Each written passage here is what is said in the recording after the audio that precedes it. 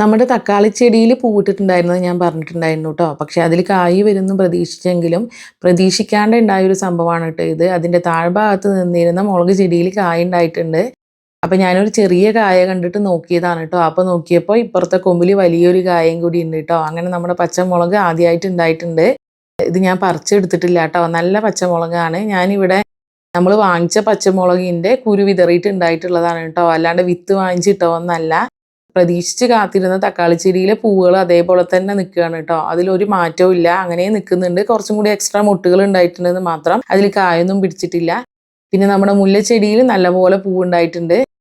ഞാൻ മുമ്പേ കാണിച്ചിട്ടുള്ള മുട്ടുകളെല്ലാം വിരിഞ്ഞ് പൂവായിട്ടുണ്ട്. മുല്ലച്ചെടിയിൽ ഉണ്ടായിട്ടുണ്ടായിരുന്ന പൂക്കളൊക്കെ കൊഴിഞ്ഞ് വീണ് ഉണങ്ങിക്കിടക്കുന്നതാണ് കേട്ടോ താഴെ.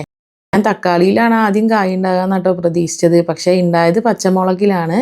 തക്കാളി പ്രതീക്ഷിച്ചിട്ട് ഒരു പച്ചമുളകെങ്കിലും കിട്ടിയല്ലോ, ആ ഒരു സന്തോഷത്തിലാണ് കേട്ടോ.